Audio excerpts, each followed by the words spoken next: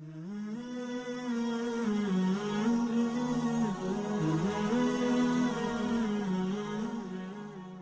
عرش پر کبھی فرش پر، کبھی ان کے در کبھی در بدر، غم عاشقی تیرا شکریہ میں کہاں کہاں سے گزر گیا۔ کبھی راستوں میں تنہا، کبھی ہوں ورود صحرا، میں جنوں کا ہم سفر ہوں، میرا کوئی گھر نہیں ہے۔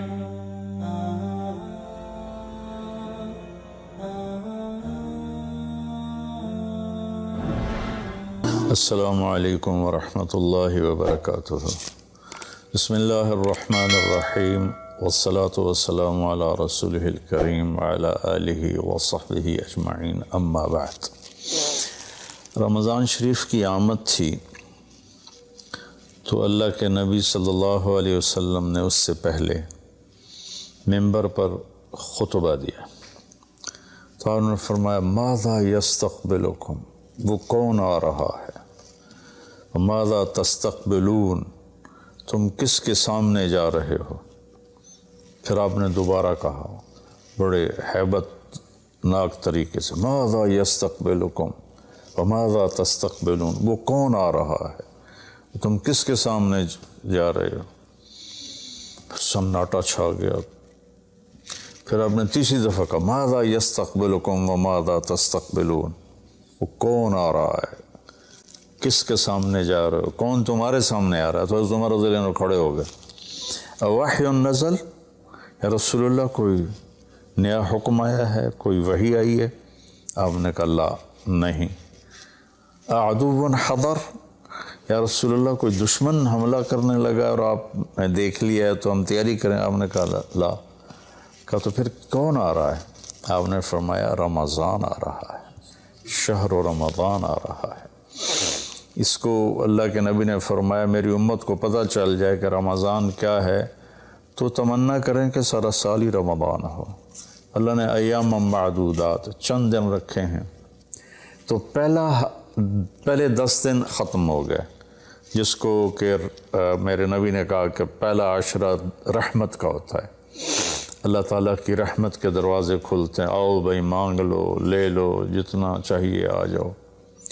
تو دوسرا جو 10 دن ہیں، جو اب کل 10واں روزہ ہے، اس کو مغفرت آپ نے فرمایا کہ اس میں اللہ پاک کی طرف سے خاص طور پر یہ جو وہ نہیں ہوتا، وہ سیل لگاتے ہیں یہ تاجر دکاندار کہ بھائی سستا ہے، لے لو لے لو، لوگ ٹوٹ پڑتے ہیں۔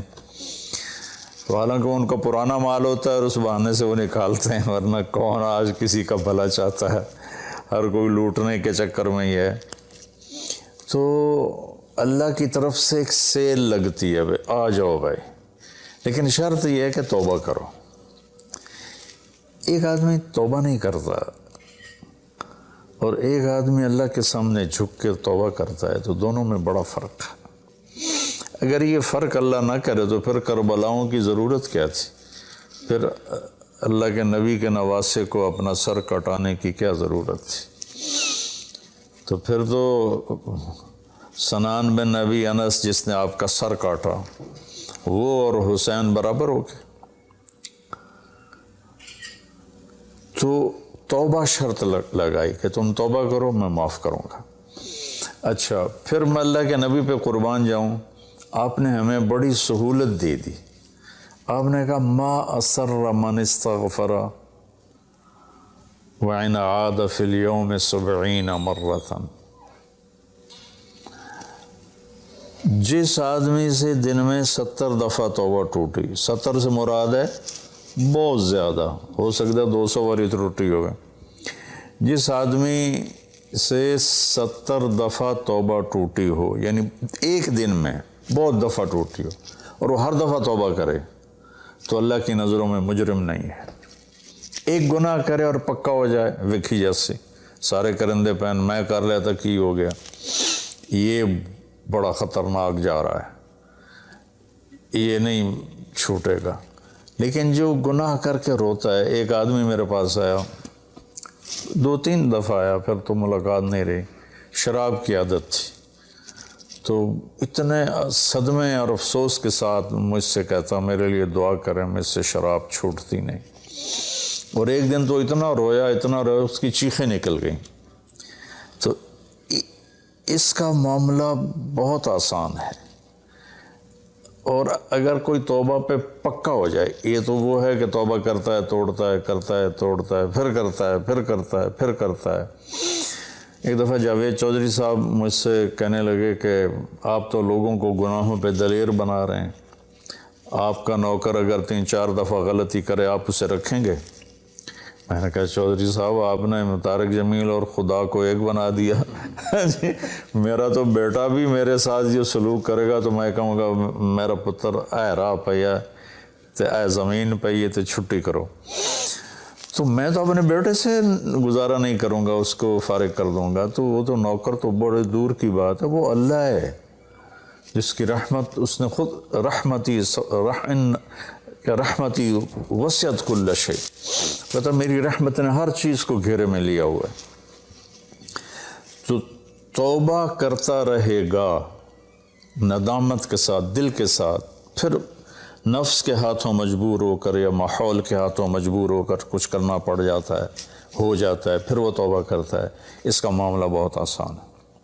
اور جو توبہ پہ پکا ہو جاتا ہے تو اس کے ساتھ اللہ کیا کرتا ہے؟ پہلے اللہ تعالیٰ نے کہا کہ والذین لا یدعون مع اللہ الہا آخر، میرے بندے وہ ہیں جو شرک نہیں کرتے۔ ولا یقتلون نفس التی حرم اللہ الا بالحق، اور جو کسی کو قتل نہیں کرتے۔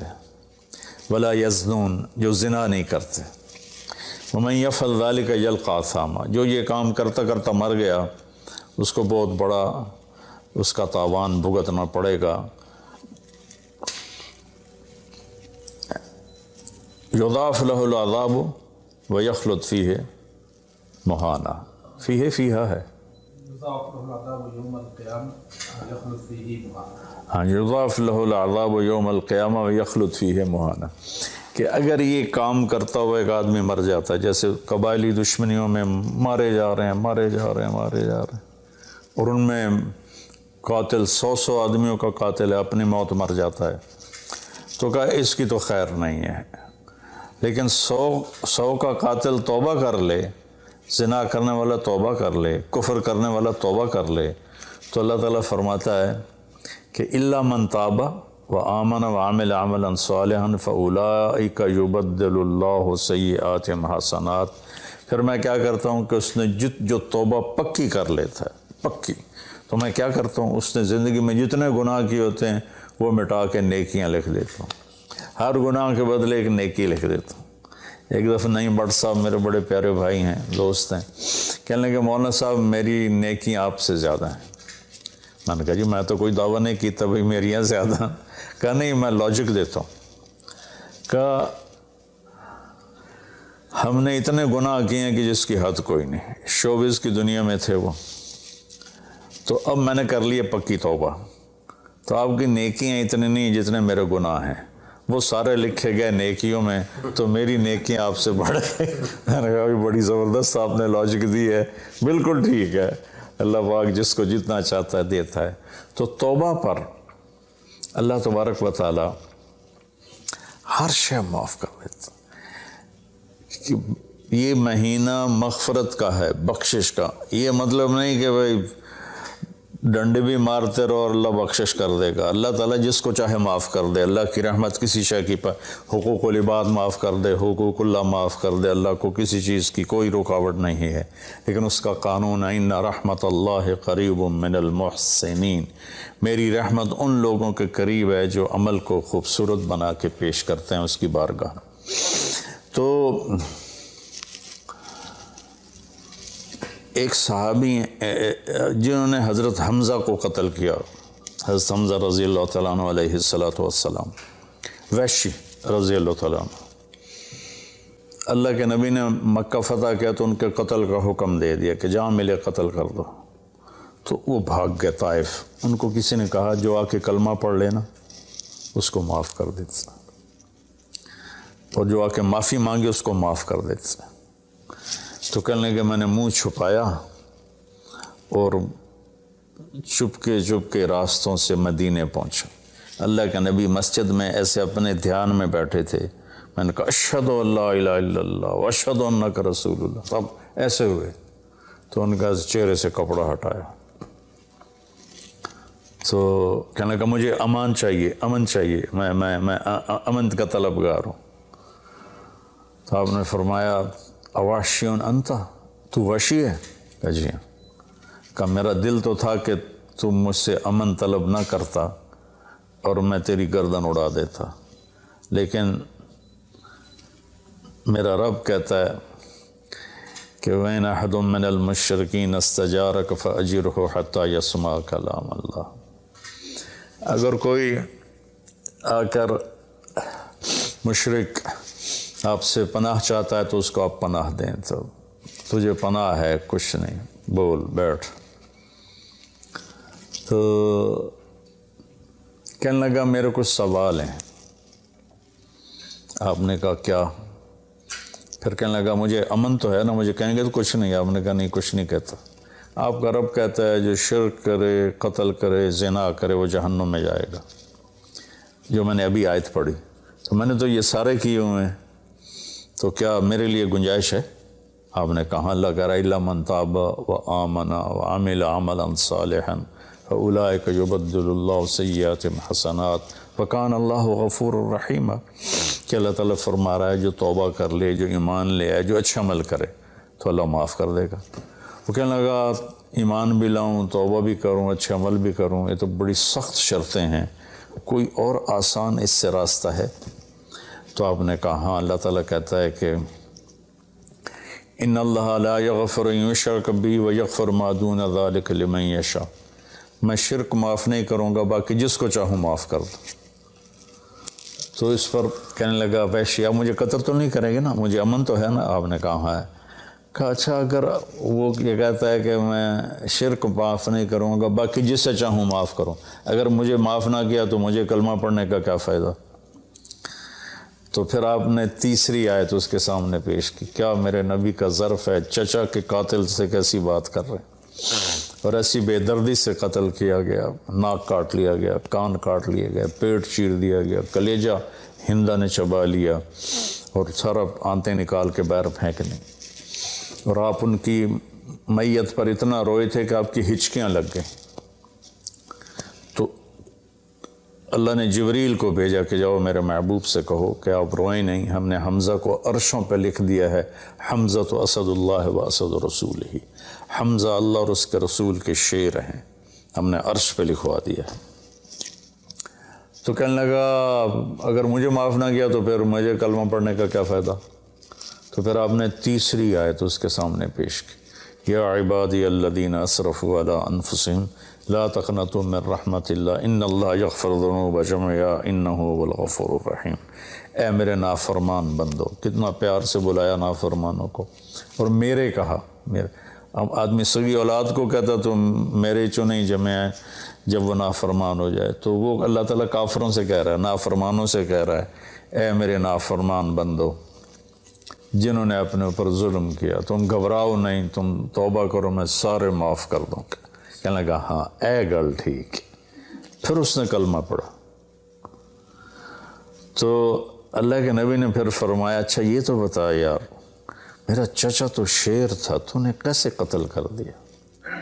پھر اس نے ساری کہانی سنائی کہ مجھے مطعم بن عدی نے کہا تھا، ان کا غلام تھے یہ، کہ تو محمد کو یا علی کو یا حمزہ کو علیہم السلام کسی ایک کو قتل کر دے تجھے آزاد کر دوں گا۔ تو حمزہ پر تو میں سوتے میں بھی وار نہیں کر سکتا تھا، اس سے میرے اوپر اتنا خوف تھا، اور آپ کے گرد جانا ویسے مجھے پتا تھا محال ہے، چاروں طرف پیرا ہے، میں تو علی کو قتل کرنے نکلا تھا، لیکن جب میں اس کے قریب پہنچا تو اس کی نظر ایسے چاروں طرف گھوم رہی تھی، اور میں نے چھپ کے وار کرنا ہوتا ہے، تو میں چھپ نہیں پا رہا تھا، میں اس کی نظروں میں آ رہا تھا، چونکہ جیسے اس کی تلوار چل رہی تھی ویسی اس کی نظر بھی چل رہی تھی۔ تو پھر اس کو چھوڑ کے میں حمزہ کی طرف گیا تو وہ اندھا دھند، دونوں ہاتھوں میں تلوار تھی، وہ دائیں بائیں نہیں دیکھ رہے تھے، بس آگے جو آ رہا تھا گاجر مولی کی طرح کاٹ رہے تھے۔ تو اس کے راستے میں ایک پتھر کے پیچھے چھپ کے بیٹھ گیا۔ تو جب وہ میری زد میں آئے تو میں نے برچھا پھینکا تو ان کے لگا، تو انہوں نے مجھے ایسے دیکھا تو مجھے لگا میری جان نکل جائے گی۔ میں بھاگا وہاں سے ڈر کے مارے، حالانکہ مجھے پتہ تھا میرا برچھا وار کر کام کر گیا ہے۔ تو پیچھے آوازیں ابا ہمارا ابا ہمارا، تو مجھے اندازہ ہو گیا کہ میرا کام ہو گیا۔ تو اس پر اللہ کے نبی ایسے روئے کہ پھر آپ کی آنکھوں کی لڑیاں لگ گئیں آنسوں کی، حالانکہ اس بات کو 7 سال ہو چکے تھے۔ پھر آپ نے کہا ویحک غیب عنی وجہک، اللہ تیرا بھلا کرے میرے سامنے نہ بیٹھا کر۔ یہ بھی اس کو نقصان سے بچایا کہ کہیں میرا دل دکھ جائے دیکھ کر تو اس کا نقصان نہ ہو جائے۔ تو اللہ پاک اپنی بخشش اور رحمت کو جوڑتا ہے توبہ کے ساتھ۔ تو یہ بخشش کا 10 دن ہے کا مطلب یہ کہ ہم اپنے گناہوں پہ توبہ کریں۔ اچھا، ایک بات چلتی ہے، اللہ حقوق اللہ معاف کر دے گا، حقوق العباد معاف نہیں کرے گا۔ اللہ کی رحمت کو کبھی پابند نہیں کرنا چاہیے، اللہ جس کو چاہے معاف کر۔ وَيَغْفِرُ مَا دُونَ ذَلِكَ لِمَن يَشَاءُ۔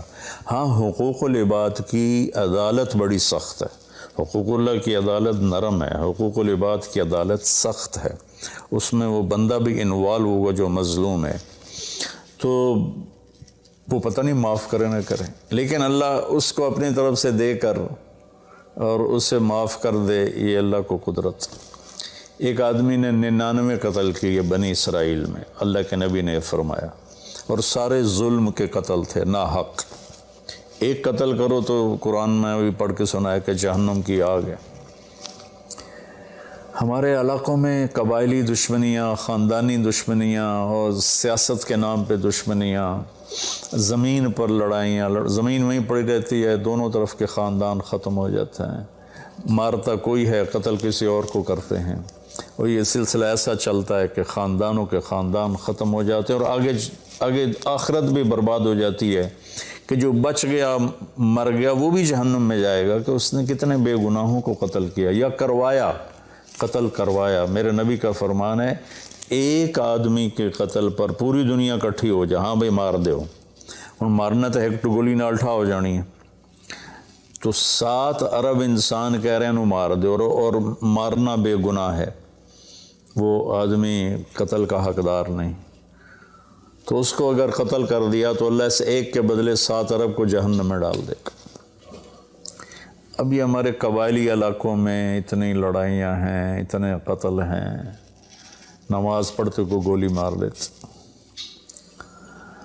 تو یہ خیال نہیں کرتے کہ آگے اس قتل کا جواب دینا پڑے گا۔ تو بھائیو، اپنے ماحول میں صلح کراؤ لوگوں کہ ہمارا عدالتی نظام بہت کمزور ہے، بلکہ ناقابل عمل ہے، یہ مظلوم کا ساتھی نہیں ہے، یہ ظالم کا ساتھی ہے۔ 150 پونے 200 سال پرانا انگریز کا قانون ابھی تک چل رہا ہے، اس سے خاک انصاف ملے گا کسی کو۔ علاقے کے جو با اثر لوگ ہیں وہ خاندانوں میں صلح کرائیں، وہ جہاں بھی کوئی لڑائی ہو جائے اس کو چھوٹا نہ سمجھیں، ان میں لوگوں کی صلح کرائیں۔ آپ نے فرمایا کہ میں تمہیں بتاؤں نفلی حج سے بہتر، نفلی نماز سے بہتر، نفلی روزے سے بہتر عمل بتاؤں؟ حالانکہ نفلی حج اور فرض حج میں سارے اعمال برابر ہوتے ہیں، لیکن فرض کو کوئی چیز پہنچتی نہیں، لیکن تھکاوٹ تو نفلی والے کو بھی اتنی ہوتی جتنی فرض والے کو ہوتی، تو آدمی پس کے رہ جاتا۔ میں تو کئی سال مسلسل حج کیے ہیں، تو میرے نبی نے فرمایا تو میں بتاؤں نفل نماز سے بہتر، نفل حج سے بہتر، نفل روزے سے بہتر؟ انہوں نے کہا جی کیا؟ کہا لوگوں میں صلح کرانا، لوگوں میں صلح کرانا۔ تو اس نے 99 قتل کیے، تو ایک دن اس کو خیال آیا میں توبہ کروں، تو ایک عبادت گزار سے پوچھا، وہ عالم نہیں تھا، کہ جی میں 99 قتل کیتے ہیں، کوئی میری توبہ ہے؟ اس کا توبہ تیری توبہ کیوں ہو سکتی؟ تو 99 کھا گیا، اس کا مڑ 100 تو پورے کراں، دورا جا کام میں، اس ایک وار کی تو اثر بھی لا چڑے، اس کو بھی مار دی۔ پھر اس کو خیال آیا میں توبہ کروں، ایک عالم سے پوچھا یہ میری توبہ ہو سکتی؟ کہاں ہو سکتی؟ توبہ کس کی بند ہے؟ اللہ تعالیٰ کریم ذات میں نے کئی دفعہ حدیث آپ کو پیش کی ہے کہ اللہ فرماتا ہے میرا بندہ تو اتنے گناہ کر کے زمین سے اٹھا کر آسمان کی چھت کو لگا دے، پھر صرف ایک دفعہ کہتا ہے یا اللہ توبہ، میں سارے معاف کر دوں۔ اس لیے میں کہتا ہوں کسی گناہ گار کو حقیر نہ جانو۔ میں اللہ سے سوتے ہوئے روزانہ دعا کر کے سوتا ہوں، یا اللہ میرے دل کو پاک کر دے لوگوں کی حقارت سے، اور میری زبان کو پاک کر دے لوگوں کو تکلیف دینے سے۔ روز میں اللہ سے مانگ کے سوتا ہوں۔ تو وہ کہنے لگے لیکن ایک شرط ہے، توبہ پکی ہونی چاہیے، اور اس کے لیے ماحول کی تبدیلی ضروری ہے۔ یہ بستی گناہ گار لوگوں کی ہے، تو پھر کرے گا یہ کام۔ وہ سامنے بستی میں نیک لوگ رہتے ہیں، وہاں چلا جا، تو ادھر سب نیک لوگوں کی سنگت صحبت میں تو بدل جائے گا۔ انہوں نے کہا جی میں تیار ہوں، میری توبہ ہو جائے۔ کہا ٹھیک ہے جا۔ اس اپنا جلی بستر چایا، ٹر پیا۔ رستے چ موت نے جھٹکا دیتا۔ اس نے جب محسوس کیا کہ موت کا جھٹکا ہے تو اس نے جمپ لگایا آگے کی طرف۔ تو جب وہ گرا تو وہ اس طرح گرا، ایسے، یہ دو ہاتھ آگے تھے اور انگلیاں ایسے تھی کہ میں آگے کی طرف بڑھ جاؤں، انتقال ہو کے۔ اب اللہ کو تو پتہ ہے میں معاف کر چکا ہوں، اس نے اپنے بندوں کو اپنی رحمت اور یہ ساری کہانی سنانے کے لیے دوزخ کا فرشتہ بھی آ گیا، جنت کا بھی آ گیا، دونوں میں تکرار ہو گیا۔ جنت کا فرشتہ کہے میرا مہمان ہے، توبہ کر چکا ہے۔ جہنم کا فرشتہ کہے ابھی توبہ پوری نہیں ہوئی، اس گاؤں میں جانا تھا تو شرط پوری نہیں ہوئی، لہٰذا میرا مجرم ہے۔ تو اللہ نے تیسرا فرشتہ بھیجا اور کہا کہ بھائی یہ اس کی ڈیڈ باڈی ہے، یہ وہ گاؤں ہے، یہ اس کا گاؤں ہے، تو دونوں طرف کا فاصلہ ناپو۔ اگر نیک لوگوں کی بستی کے قریب ہے تو جنت والے لے جاؤ، اگر اپنے گھر کے قریب ہے تو جہنم والے لے جاؤ۔